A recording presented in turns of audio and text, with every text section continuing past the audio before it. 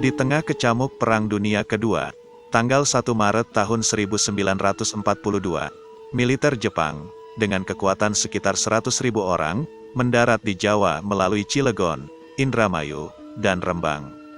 Pada tanggal 5 dan 7 Maret, Surakarta dan Yogyakarta sudah jatuh ke tangan mereka.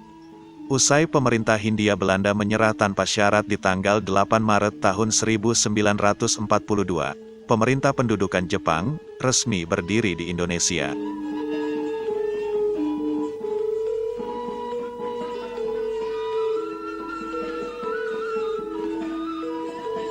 Dalam menjalankan pemerintahan, Jepang mengadakan reorganisasi struktur administrasi dan birokrasi, dari tingkat pusat hingga daerah.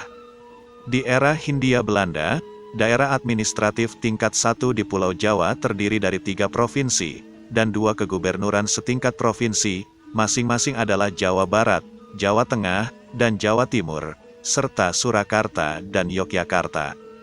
Kegubernuran Surakarta terdiri dari 2 entitas swapraja, yaitu Kasunanan Surakarta dan Praja Mangkunegaran. Begitu pula dengan Kegubernuran Yogyakarta, yang mencakup Swapraja Kesultanan Yogyakarta dan Praja Pakualaman.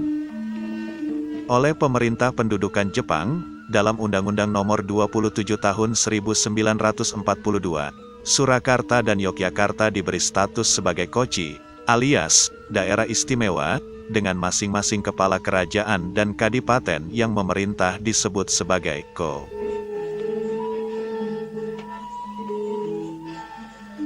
Meski sempat disambut dengan sukacita, keberadaan Jepang lambat laun justru kian menghancurkan sendi-sendi ekonomi, sosial, dan budaya dalam kehidupan masyarakat Indonesia.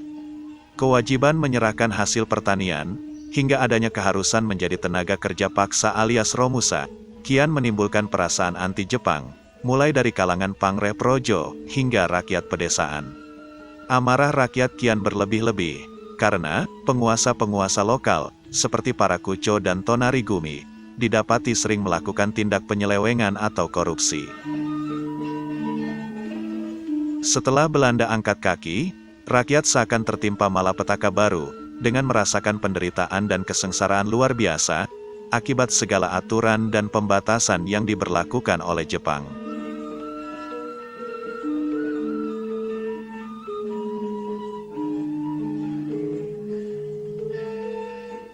Kesengsaraan, yang bahkan turut dirasakan oleh mereka, orang-orang istana.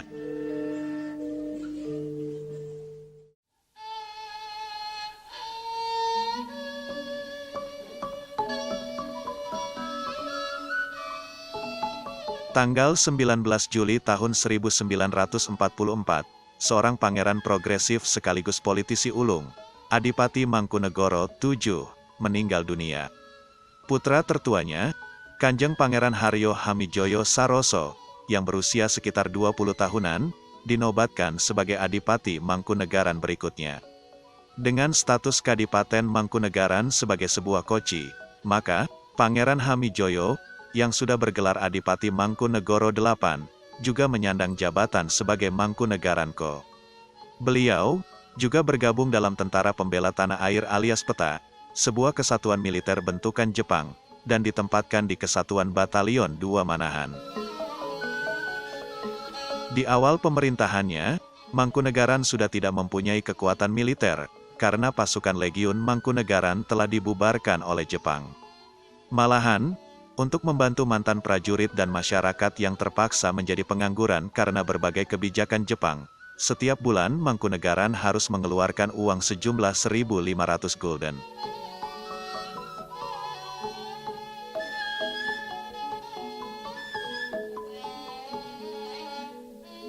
Sekitar 1 tahun setelah Mangkunegaran mengangkat seorang penguasa baru, Kasunanan Surakarta juga mengalami hal serupa. Sunan Pakubuwono XI, yang ketika itu berusia 59 tahun, meninggal dunia pada tanggal 1 Juni tahun 1945. Wafat sebelum sempat mengangkat seorang putra mahkota. Posisi pengganti kedudukan raja ternyata jatuh pada Kanjeng Gusti Pangeran Haryo Purboyo, putra termuda Sri Sunan dan permaisurinya yang lahir pada tanggal 14 April tahun 1925. Perdebatan pun menyelimuti istana. Sebagian pangeran dan pejabat senior rupanya tidak menghendaki seorang pangeran berusia 20 tahun menduduki singgasana. Di tengah polemik, penobatan Pangeran Purboyo tetap dilaksanakan, meski pada mulanya, Jepang sempat mengatakan bahwa mereka tidak berani menjamin keselamatan raja, jikalau nantinya terjadi sesuatu.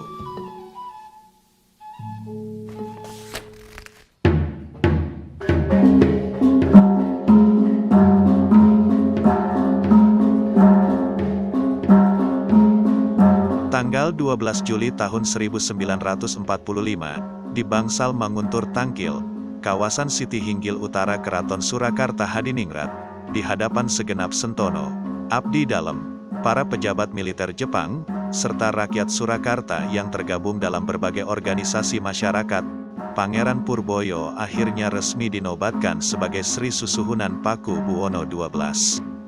Dan ia otomatis juga menyandang kedudukan sebagai Surakartako.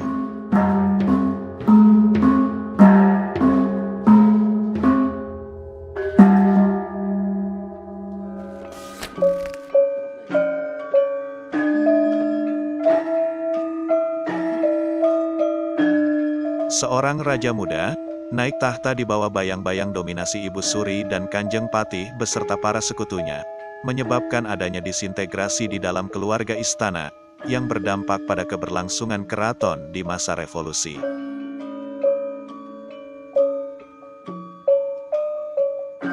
Meski demikian, diungkap oleh sang raja sendiri, bahwa kedudukannya sebagai Susuhunan Surakarta telah mendapat dukungan dari Soekarno. Bung Karno, dikutip dari pengakuan Sri Sunan, mengatakan bahwa Pangeran Purboyo layak bertahta, karena ia merupakan seorang pemuda yang dianggap mampu mengikuti perkembangan zaman, dan tahan terhadap situasi yang bergejolak.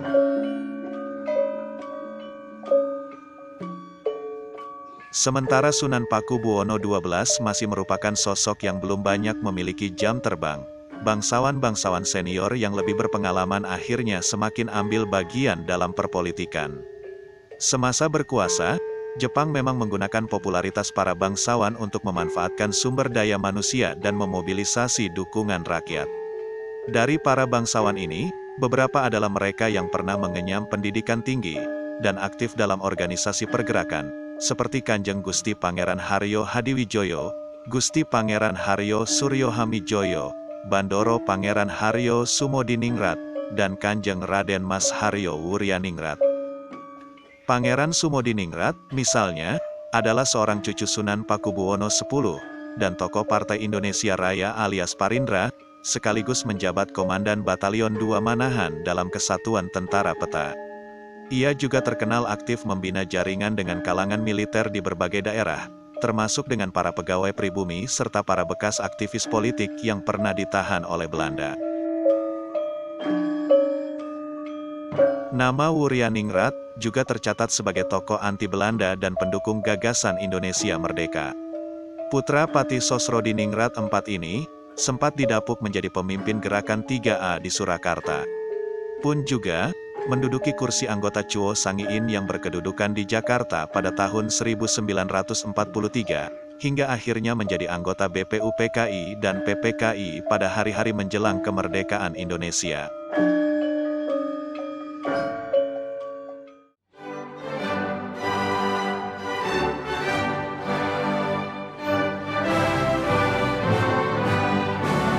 Di Jakarta, pada tanggal 17 Agustus tahun 1945, atas nama bangsa Indonesia, Soekarno dan Muhammad Hatta memproklamasikan kemerdekaan Republik Indonesia. Kabar dan euforia proklamasi kemerdekaan menyebar hingga berbagai penjuru, tak terkecuali di Surakarta. Penguasa Kasunanan Surakarta dan Kadipaten Mangkunegaran pun menyambut baik proklamasi yang sudah dikumandangkan. Sunan Paku Buwono XII dan Adipati Mangkunegoro VIII, selanjutnya mengirimkan kawat ucapan selamat kepada Soekarno-Hatta atas kemerdekaan Indonesia. Pemerintah pusat, melalui Presiden Soekarno, membalas itikat baik dua penguasa monarki Jawa itu dengan mengeluarkan piagam penetapan Presiden tanggal 19 Agustus tahun 1945, yang menyatakan bahwa Surakarta merupakan sebuah daerah istimewa.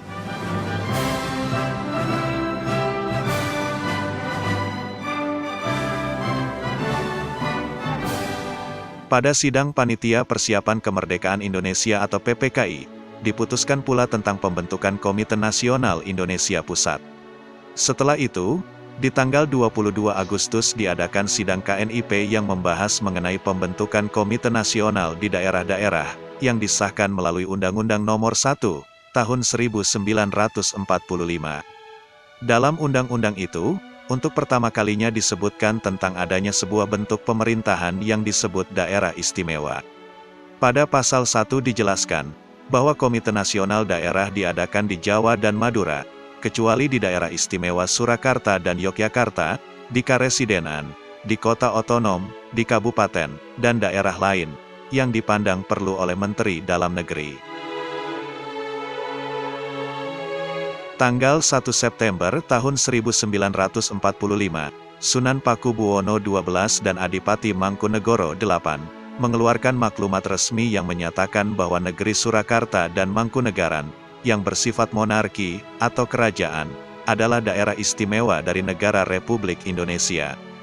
Keduanya berdiri di belakang pemerintah pusat negara Republik Indonesia, serta, hubungan masing-masing monarki dengan pemerintah pusat di Jakarta, adalah bersifat langsung. 5 hari kemudian, pada tanggal 6 September kedua monarki mendapat piagam kedudukan dari Presiden Soekarno, yang menegaskan kedudukan Sunan Pakubuwono XII dan Adipati Mangkunegoro VIII, masing-masing sebagai kepala daerah istimewa. Pengakuan kedudukan Sri Sunan dan Mangkunegoro oleh Presiden Soekarno, rupanya tidak serta-merta memberikan kepastian kedaulatan dan kekuatan politis bagi masing-masing monarki itu. Walaupun raja dan elit politik tingkat nasional setuju dengan sistem pemerintahan daerah istimewa, laskar-laskar dan para politisi lokal justru menjadi batu sandungan bagi konsolidasi pemerintahan daerah istimewa Surakarta. Sejak ditetapkannya Surakarta sebagai wilayah swapraja atau daerah istimewa oleh pemerintah pusat pada tanggal 19 Agustus tahun 1945, timbul reaksi dari sebagian politisi dan pejuang kemerdekaan di Surakarta.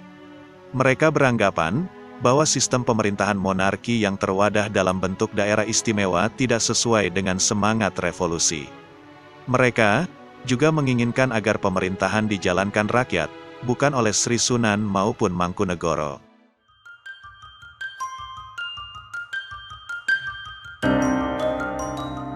Sebenarnya, saat itu kondisi sosial politik di Surakarta diramaikan oleh orang-orang yang tergabung dalam 3 kelompok berbeda, yaitu kelompok pendukung daerah istimewa atau pendukung swapraja, kelompok moderat, dan kelompok anti-swapraja. Adanya kelompok pendukung swapraja didasari oleh keinginan masyarakat untuk mempertahankan sistem pemerintahan monarki yang sudah ada. Sebagian besar penggerak dan anggota kelompok ini berasal dari para bangsawan yang memegang jabatan di pemerintahan, serta kelompok-kelompok masyarakat yang memiliki ikatan kuat terhadap Keraton Surakarta dan Puro Mangkunegaran. Kelompok sosial ini berusaha mengorganisir diri untuk mengkonsolidasikan kekuatannya dalam menghadapi golongan yang menolak pemerintahan swapraja. Mereka yang berada dalam barisan pendukung daerah istimewa, antara lain, Narpowandowo, Pakempalan Kawula Surakarta atau PKS, Pemuda Trasurakarta, Legiun Mangkunegaran, dan Pakempalan Kerabat Mangkunegaran. Di sisi lain terdapat kelompok moderat, yaitu kelompok sosial yang menginginkan adanya perubahan dan penyesuaian dalam sistem pemerintahan monarki, namun tanpa menghapuskan kedudukan swapraja. Pada umumnya, mereka adalah individu-individu yang masih memiliki hubungan kekerabatan dengan Keraton Surakarta maupun Puro Mangkunegaran, walaupun banyak pula orang-orang sipil dari luar istana yang terlibat dalam kelompok ini. Mereka, sebagian besar adalah orang-orang berpendidikan tinggi yang memiliki kepekaan dan kesadaran dalam menghadapi perubahan dan perkembangan sosial politik.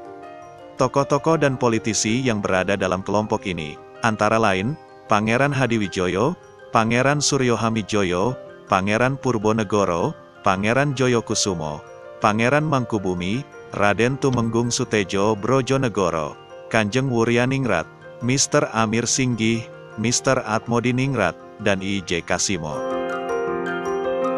Kelompok terakhir adalah mereka yang menolak terhadap bentuk pemerintahan daerah istimewa. Golongan anti-Swapraja ini menganggap bahwa pemberian otonomi oleh pemerintah pusat terhadap monarki Surakarta akan membawa dampak kurang baik terhadap rakyat. Orang-orang yang berada dalam golongan ini terdiri dari laskar-laskar dan milisi radikal, yang salah satunya adalah Barisan Banteng, para simpatisan Tan Malaka, termasuk pula tokoh-tokoh komunis yang pernah diasingkan pemerintah kolonial Belanda, serta para pemuda revolusioner yang tergabung dalam berbagai kelompok. Di luar golongan-golongan yang berbeda pandangan itu, sebelumnya, pada tanggal 22 Agustus tahun 1945, KNIP memutuskan untuk membentuk Komite Nasional di daerah-daerah. Pada tanggal 11 September diadakan rapat di dalam Wuryaningratan, kediaman Kanjeng Wuryaningrat, yang menjabat sebagai Ketua Panitia Pelaksanaan Kemerdekaan. Dalam kesempatan itu, disepakati pembentukan Komite Nasional Indonesia Daerah Surakarta atau KNIDS, untuk menguasai seluruh wilayah daerah istimewa Surakarta, yang di dalamnya terdapat Kasunanan Surakarta dan Kadipaten Mangkunegaran, serta merangkap sebagai pelaksana pemerintahan umum di kota Surakarta, termasuk melucuti tentara Jepang. Dengan dibentuknya KNIDS yang diketuai oleh Pangeran Sumodiningrat, seorang yang berasal dari kalangan militer sekaligus kerabat keraton, maka terlihat sikap mendua dari pemerintah pusat. Di satu sisi, pemerintah mengesahkan Kasunanan dan Mangkunegaran sebagai lembaga kekuasaan resmi. Tetapi di sisi lain pemerintah juga menunjuk KNIDS sebagai institusi yang bertugas mengambil alih kekuasaan dari tangan Jepang. Suatu hal yang aneh, karena menyebabkan daerah istimewa Surakarta diperintah oleh 3 institusi berbeda, yaitu Kasunanan, Mangkunegaran, dan KNIDS.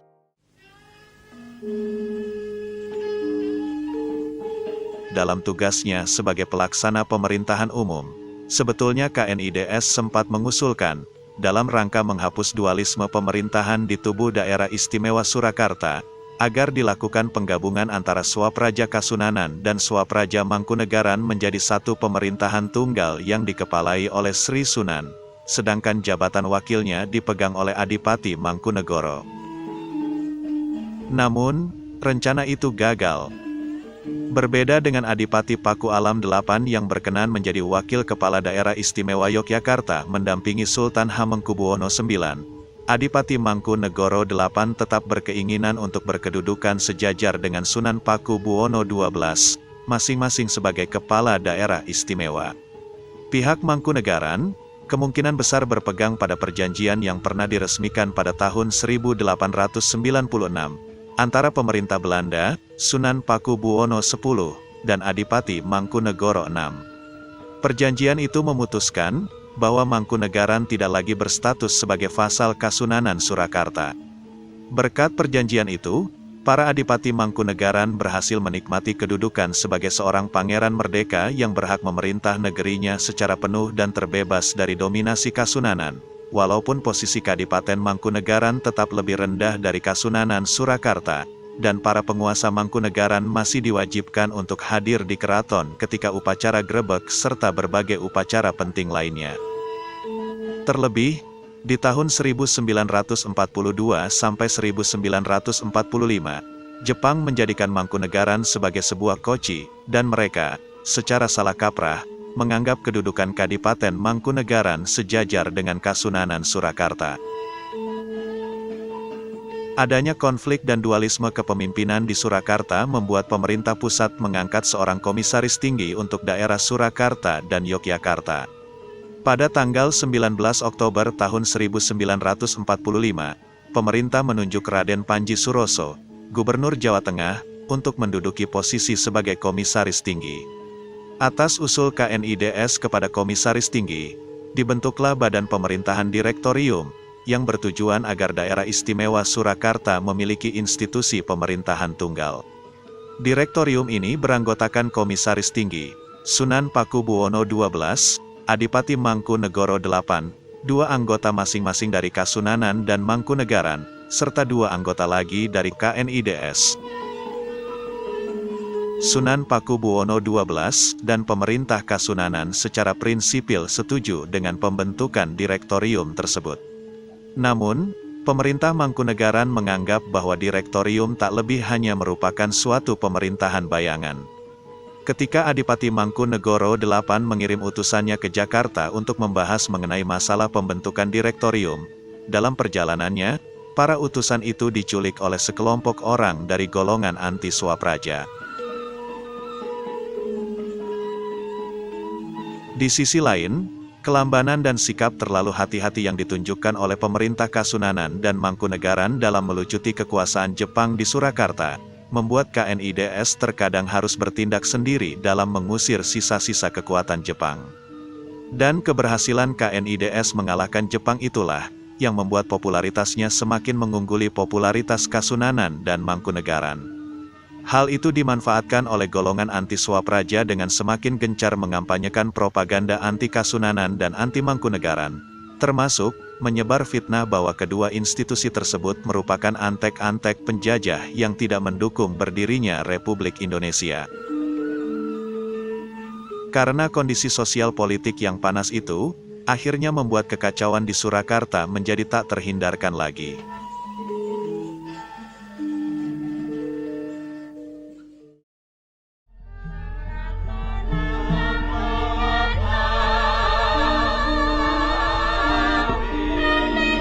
Kevakuman kekuasaan di Surakarta pada awal revolusi mengundang terjadinya konflik kepentingan dari masing-masing kelompok yang ada. Kekuasaan Sunan Pakubuwono XII yang belum genap berusia 2 bulan pun telah menghadapi perlawanan dan tekanan semakin berat dari lawan-lawan politiknya. Mereka, sebagian adalah para pangeran dan bangsawan yang tersingkir dari konflik pergantian tahta di tahun 1939 dan 1945. Para bangsawan ini, bahkan secara terang-terangan berusaha menghilangkan kekuasaan Sri Sunan. Begitu pula, dengan semakin banyaknya laskar-laskar militan yang mengampanyekan gerakan anti daerah istimewa. Hari ke hari, gerakan anti daerah istimewa alias anti Swapraja semakin merajalela bahkan sampai ke desa-desa. Konflik meluas hingga menghasilkan berbagai bentuk kekerasan. Bentrokan sulit dihindarkan, dan korban mulai berjatuhan tanpa bisa dihindari lagi. Korban pertama adalah Kanjeng Raden Mas Haryo Sosrodiningrat V. Patih Kasunanan itu, hilang diculik sekelompok orang pada tanggal 17 Oktober tahun 1945. Untuk mengisi kekosongan jabatan, Sri Sunan melantik Kanjeng Raden Mas Tumenggung Yudonegoro. Patih ini kemudian juga mengalami nasib yang sama pada tanggal 15 Maret tahun 1946. Hampir sebulan kemudian, tepatnya tanggal 12 April 9 pejabat kepatihan menemui hal serupa.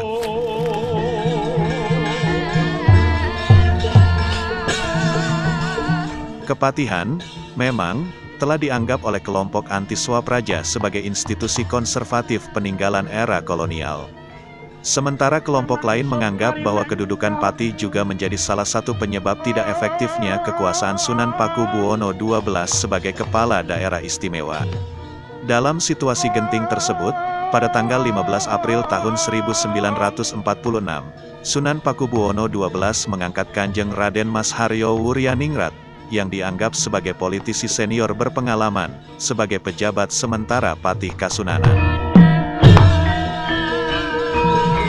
Wuryaningrat sebenarnya telah beberapa kali mencoba melakukan pendekatan ke berbagai pihak, namun tidak membawa hasil. Aksi penahanan serta penculikan terhadap pejabat-pejabat tinggi Kasunanan dan Mangkunegaran, pada akhirnya terus berlangsung. Bahkan, di daerah-daerah terjadi pencopotan paksa para bupati. Kabupaten Klaten, yang sudah dikuasai oleh kaum anti Swapraja, melepaskan diri dari Kasunanan pada tanggal 26 April tahun 1946, kemudian diikuti oleh kabupaten-kabupaten lainnya. Hal tersebut membuat terputusnya hubungan politik dan ekonomi antara pemerintah Kasunanan dengan kabupaten-kabupatennya.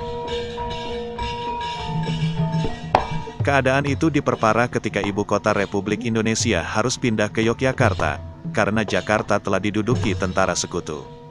Dengan ditetapkannya Yogyakarta sebagai ibu kota dan pusat pemerintahan Indonesia, kondisi tersebut, entah disengaja atau tidak, membuat Surakarta menjadi pusat pergerakan kaum oposisi. Persatuan Perjuangan, kelompok oposisi yang dipelopori oleh Tan Malaka, memiliki pengaruh besar di wilayah Surakarta. Ditambah pula dengan munculnya pimpinan radikal, seperti Dr. Muwardi, Amir Syarifuddin, D.N. Aidit, serta partai-partai politik seperti Barisan Banteng, Pesindo, PKI, dan sebagainya. Semasa krisis politik ini, Daerah Istimewa Surakarta telah berkali-kali didatangi Menteri Dalam Negeri Dr. Sudarsono, yang menemui Sunan Pakubuwono XII dalam rangka menciptakan stabilitas.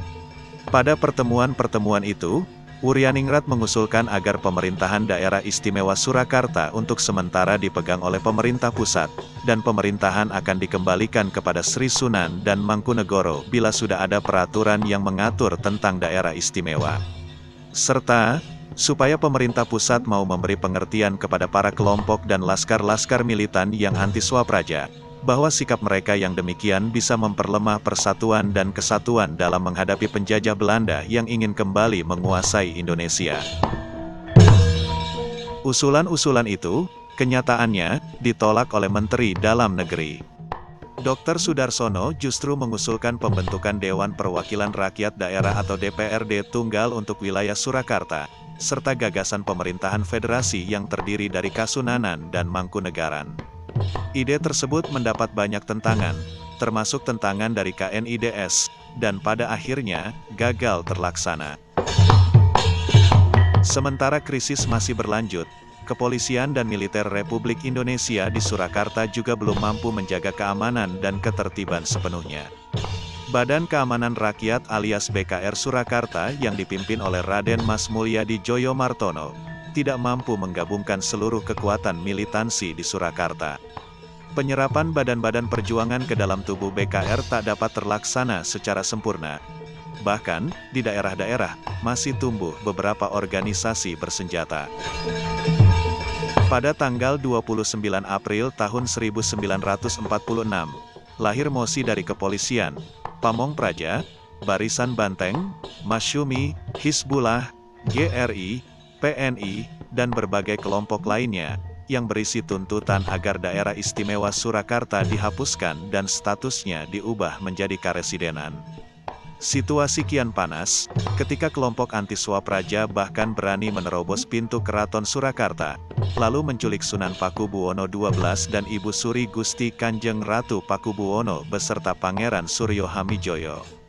Karena posisinya yang terus terdesak, maka pada tanggal 30 April tahun 1946, Sunan Pakubuwono XII dan pemerintah Swapraja Kasunanan Surakarta menyerahkan kembali maklumat pemerintah tentang pemberian status otonomi khusus terhadap Kasunanan Surakarta. Pemerintah Swapraja Kasunanan juga menyatakan bahwa semua pegawai pemerintahan di wilayah Kasunanan kini berada di bawah kekuasaan pemerintah Republik. Pernyataan tersebut, secara tidak langsung, membuat Kasunanan Surakarta melepaskan status otonominya sebagai daerah istimewa.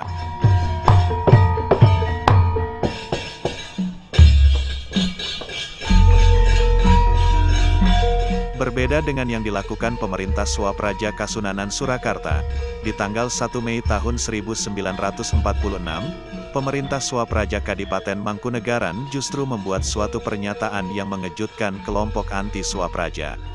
Adipati Mangkunegoro VIII mengeluarkan maklumat yang berisi, dalam rangka menghargai keinginan rakyat untuk demokrasi dan keadilan sosial, pemerintah Mangkunegaran akan merumuskan suatu undang-undang baru, dan undang-undang tersebut akan menetapkan Adipati Mangkunegoro sebagai Kepala Daerah Istimewa Mangkunegaran, dengan kedudukan yang berada langsung di bawah Presiden, sesuai ketentuan-ketentuan dalam Undang-Undang Republik Indonesia.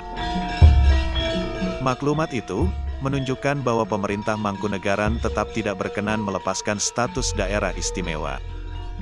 Keputusan mereka juga mendapat dukungan penuh dari kelompok-kelompok pendukung Swapraja. Pada tanggal 28 Mei tahun 1946, di lapangan Kepanewon Giriwoyo, Kabupaten Wonogiri, diadakan rapat raksasa dalam rangka mendukung kedudukan daerah istimewa.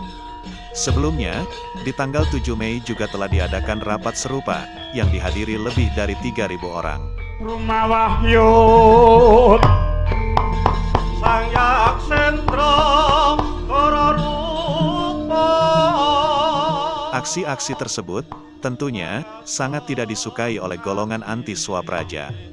Melihat situasi panas yang tak kunjung reda, tanggal 22 sampai tanggal 23 Mei tahun 1946, Perdana Menteri Sultan Syahrir menyempatkan diri untuk mengunjungi Surakarta. Syahrir, didampingi beberapa menteri, termasuk Menteri Dalam Negeri Dr. Sudarsono, merencanakan suatu pertemuan dengan pemerintah Kasunanan dan Mangkunegaran. Pertemuan di gedung yang sekarang menjadi Gedung Bank Indonesia Surakarta itu nyaris batal, karena Syahrir sempat diculik oleh sekelompok orang, meski akhirnya dibebaskan.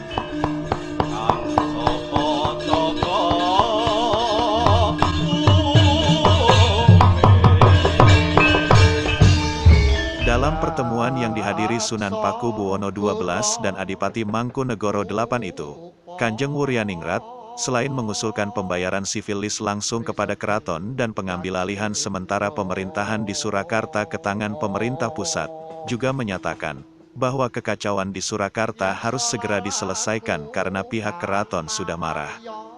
Menurut Wuryaningrat, gerakan menentang daerah istimewa berarti menentang Undang-Undang Dasar, dan itu sama saja dengan menentang pemerintah pusat, karena yang memberikan status daerah istimewa kepada Surakarta adalah pemerintah Republik Indonesia. Menindaklanjuti hal itu, Komisaris Tinggi Raden Panji Suroso dibebas tugaskan, dan pada tanggal 1 Juni tahun 1946, pemerintah pusat akhirnya menunjuk Raden Mas Tumenggung Aryo Suryo, yang merupakan Gubernur Jawa Timur, sebagai wakilnya di Surakarta. Suryo juga ditugaskan mengumpulkan bahan-bahan untuk dipertimbangkan pemerintah pusat, dalam rangka menyusun peraturan yang sebaik-baiknya terhadap daerah istimewa Surakarta.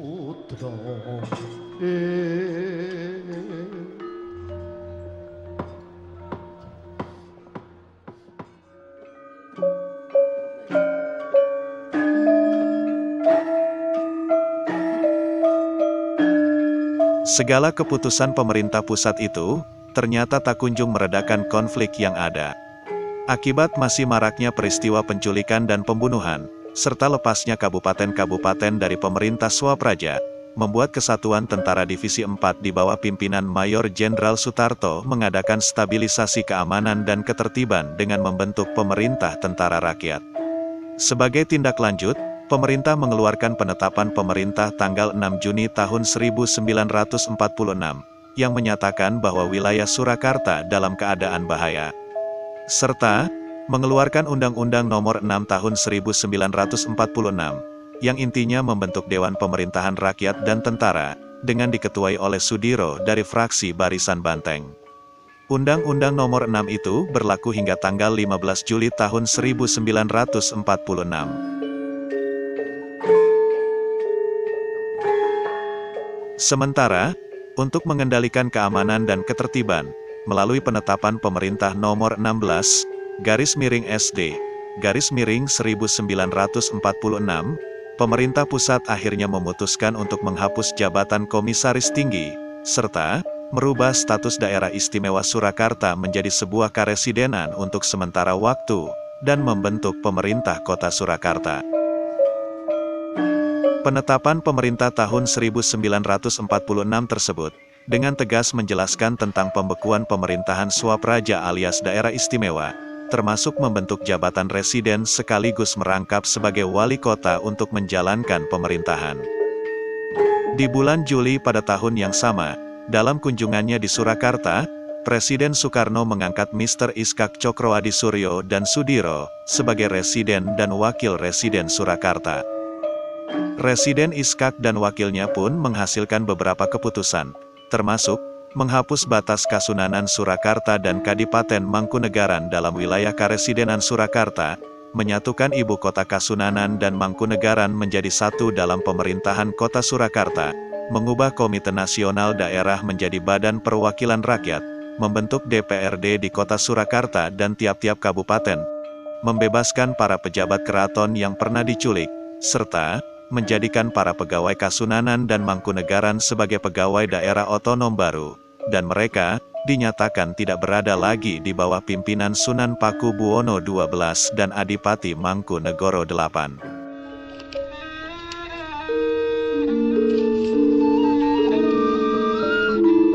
Terlihat dalam beberapa keputusan yang dibuat oleh residen dan wakil residen tersebut, secara nyata merupakan suatu tindakan untuk menjadikan Surakarta sebagai daerah biasa, dan mengikis pengaruh Sri Sunan dan Mangkunegoro dalam pemerintahan. Tanggal 14 November tahun 1946, jabatan wali kota yang semula dirangkap residen, selanjutnya diserahkan kepada Syamsur Rizal.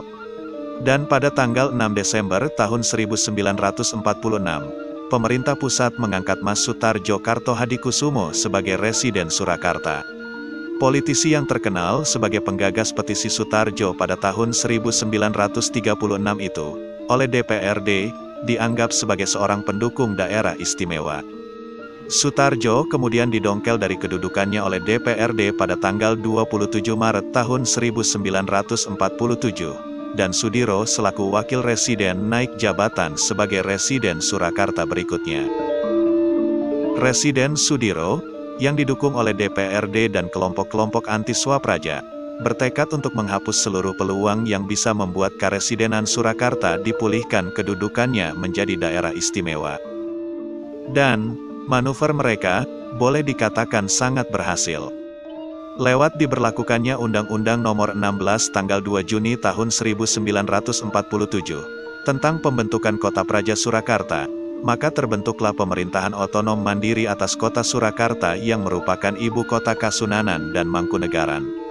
Adanya kedudukan wali kota Surakarta, otomatis, menutup kemungkinan kembali berkuasanya Sunan Pakubuwono XII dan Adipati Mangkunegoro VIII, karena sejak saat itu, mereka tidak memiliki kendali atas wilayah ibu kota negerinya.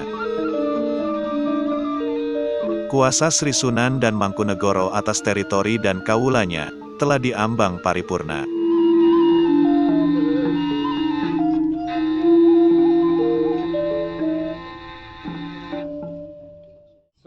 Sekar lumbu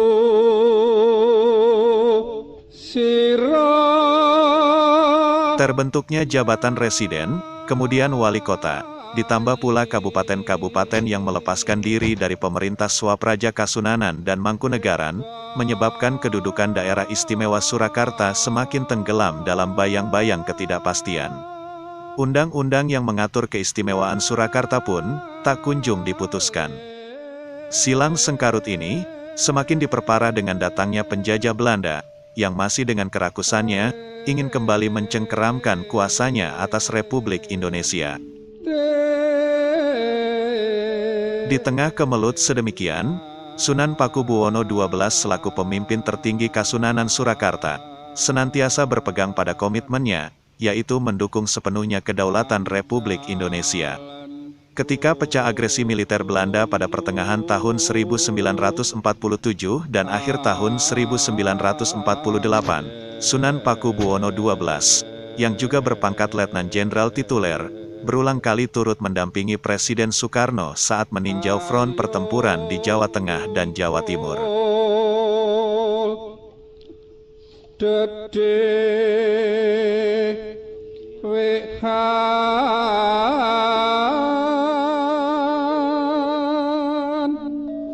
Pemerintah Republik yang baru berdiri, tentunya memiliki persediaan dana dan logistik yang serba terbatas.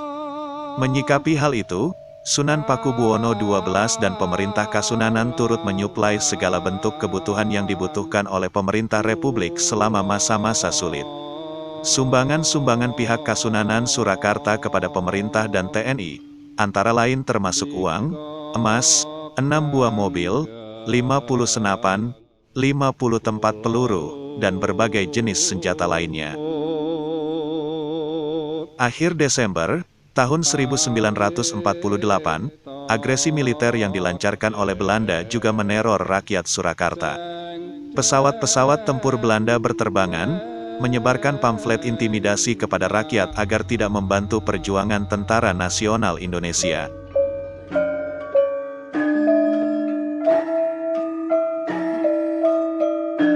Pertempuran dan pembunuhan pecah di daerah Srambatan dan Pasar Kembang. Bahkan, di daerah Gading, Satuan Baret Hijau Tentara Belanda membantai para pengungsi yang terdiri dari warga sipil. Salah seorang kerabat keraton, Pangeran Notokusumo, juga menjadi korban keganasan tentara Belanda. Ia ditembak mati di daerah Pasar Kliwon. Karena keadaan semakin berbahaya, pemerintah pusat menjadikan wilayah Surakarta sebagai daerah militer istimewa II, yang dikepalai seorang gubernur militer. Di lain pihak, Belanda yang sementara waktu berhasil menguasai Surakarta, mendirikan pemerintahan tandingan dengan membentuk pemerintahan Swapraja. Secara licik, elit-elit militer Belanda berusaha membujuk Sunan Pakubuwono XII untuk bergabung dengan pemerintahan boneka bentukan mereka. Namun, atas dasar komitmennya terhadap pemerintah Republik, serta fakta bahwa masih kokohnya pertahanan gerilya laskar-laskar pejuang di pedesaan, Sunan Pakubuwono XII menolak semua ajakan Belanda tersebut.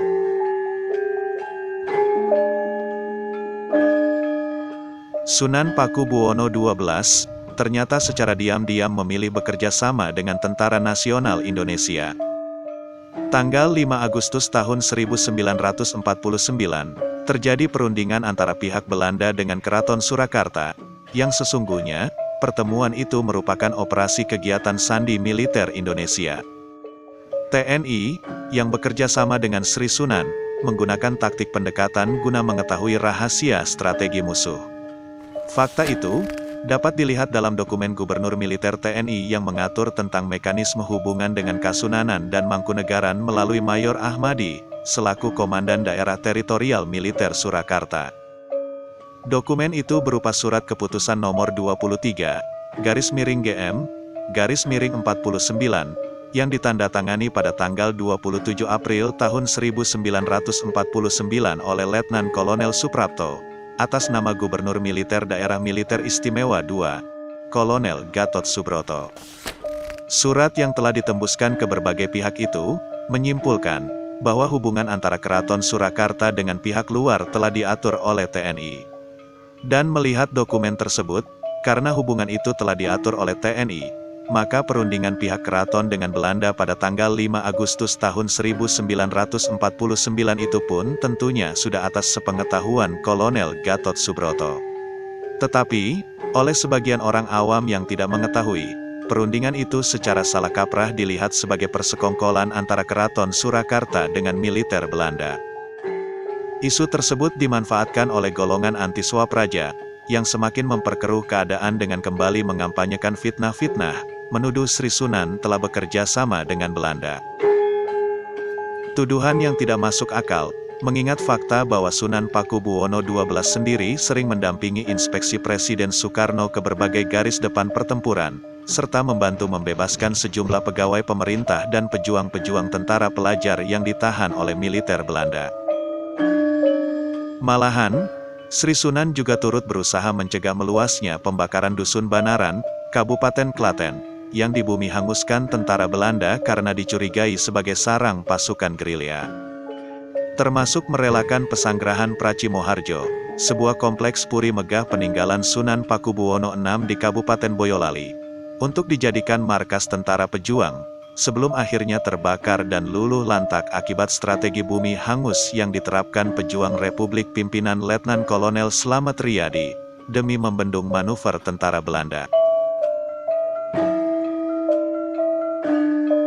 Staf Urusan Sipil Komando Tentara dan Teritorial Kota Surakarta, pada tanggal 17 Desember tahun 1949, bahkan memberikan surat tanda penghargaan dan terima kasih kepada Jawatan Pusat Kartiprojo, sebuah departemen pekerjaan umum yang dibentuk Sunan Pakubuwono XII dalam rangka membuka lapangan kerja bagi masyarakat, karena telah ikut serta dalam mempertahankan kedaulatan negara Republik Indonesia selama agresi militer Belanda kedua.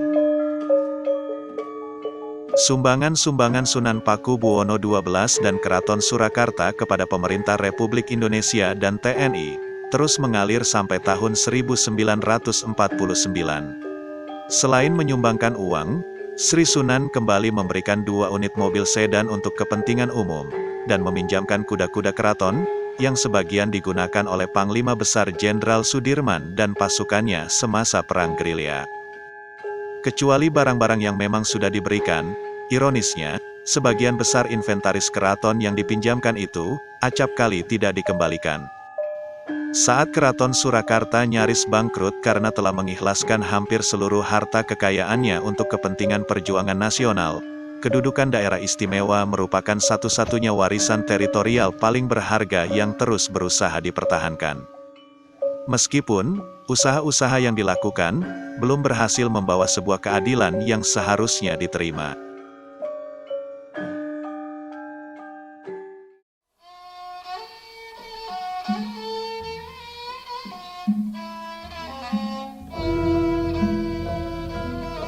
Pertengahan bulan Agustus tahun 1949, Presiden Soekarno mengirim seorang kurir ke Keraton Surakarta, yang bertugas menyampaikan pesan pengangkatan Sunan Pakubuwono XII, tanpa surat keputusan resmi, sebagai Menteri Negara Sementara, dalam rangka memperkuat posisi delegasi Indonesia pimpinan Perdana Menteri Muhammad Hatta dalam konferensi meja bundar yang digelar di Den Haag, Belanda, Desember menjelang.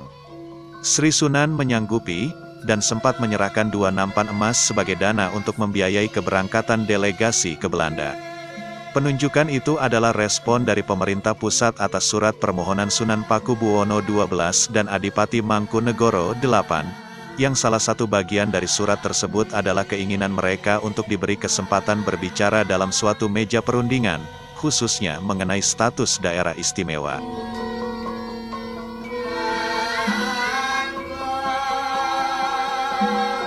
Sri Sunan bersama Mangkunegoro akhirnya turut berangkat ke negeri Belanda. Di sana, dalam perundingan panjang hingga tanggal 2 November tahun 1949, masalah daerah istimewa juga menjadi salah satu pokok yang dibahas. Terlepas dari masalah suap raja, hasil terpenting dari konferensi meja bundar di Den Haag adalah terbentuknya Republik Indonesia Serikat. Selanjutnya, pada tanggal 27 Desember tahun 1949, bertempat di Istana Dam, Amsterdam, Belanda akhirnya resmi mengakui kedaulatan Indonesia. Kemudian, pasca konferensi, jabatan Menteri Negara yang disandang oleh Sunan Pakubuwono XII, dicopot begitu saja, tanpa perintah lisan ataupun tertulis dari pemerintah pusat.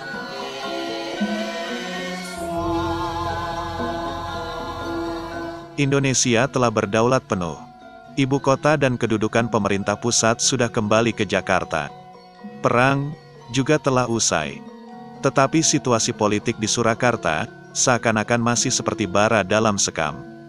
Masalah status daerah istimewa yang tak kunjung tuntas, termasuk masih belum bersatunya Sri Sunan dan Mangkunegoro sebagai Dwi Tunggal seperti yang sudah dilakukan Sri Sultan dan Pakualam, serta undang-undang yang mengatur pemerintahan daerah istimewa Surakarta yang tak kunjung dibuat, nyatanya semakin membawa dampak buruk terhadap rakyat.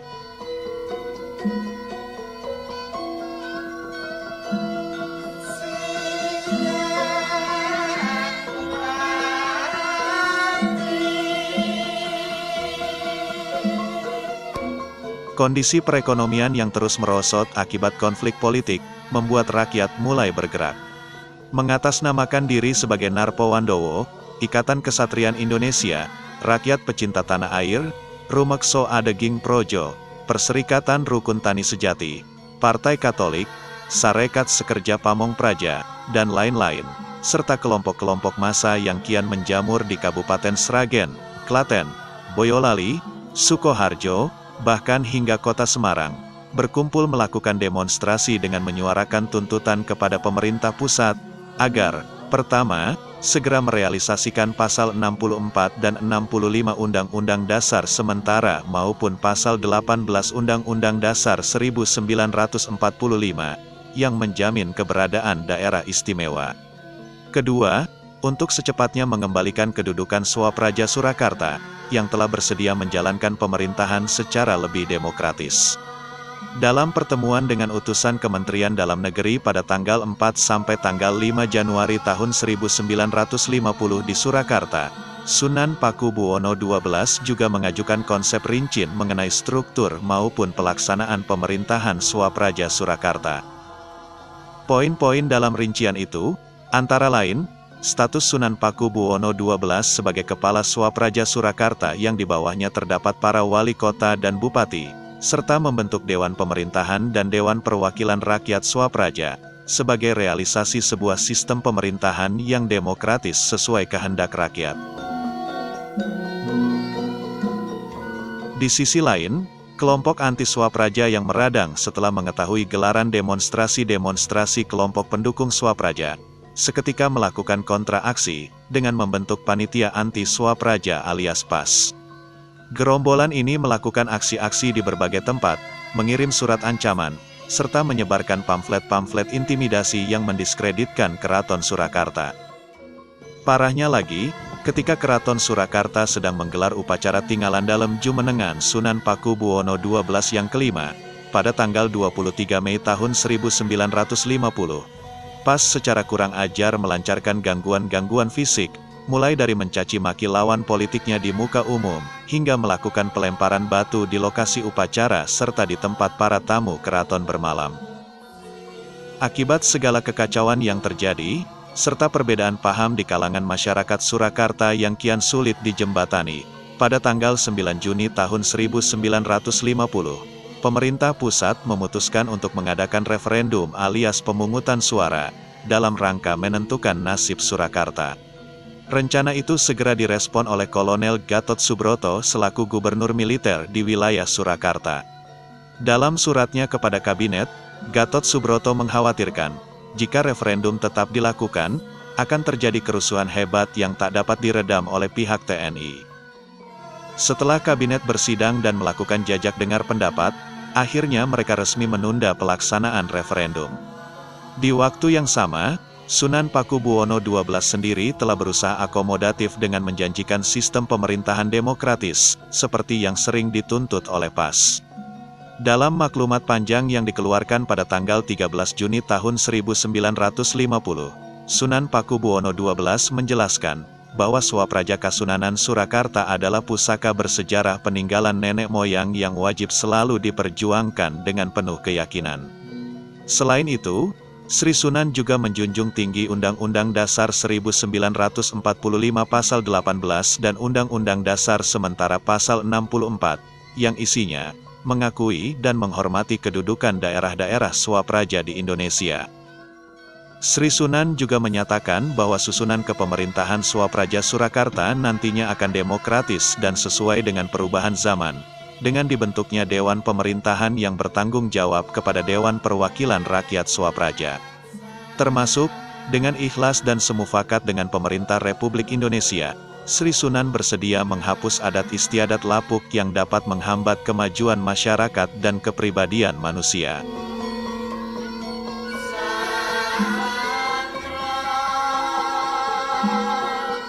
Tak lama setelah maklumat sepanjang kurang lebih 15 paragraf itu dikirimkan ke Jakarta, pemerintah pusat justru mengesahkan Undang-Undang Nomor 10 Tahun 1950 tentang pembentukan Provinsi Jawa Tengah, yang di dalamnya tercakup pula wilayah Karesidenan Surakarta. Padahal, menurut penetapan pemerintah nomor 16, tahun 1946, Karesidenan Surakarta adalah berstatus sementara dan bukan tetap. Menyusul kemudian, pemerintah mengesahkan Undang-Undang Nomor 13 tanggal 8 Agustus tahun 1950 tentang pembentukan daerah otonom, serta Undang-Undang Nomor 16 tanggal 14 Agustus tahun 1950 tentang penetapan kedudukan kota Surakarta sebagai sebuah kota praja atau kota madya.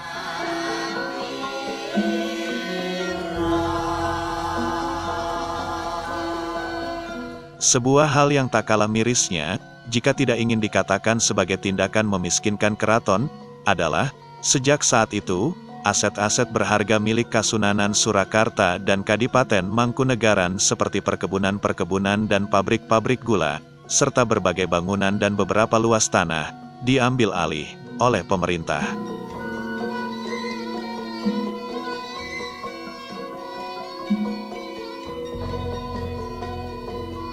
Setelah mengalami berbagai konflik dan ketidakpastian, pada akhirnya, kedudukan daerah istimewa Surakarta yang terdiri dari Swapraja Kasunanan Surakarta dan Swapraja Kadipaten Mangkunegaran, telah tiba di titik akhir.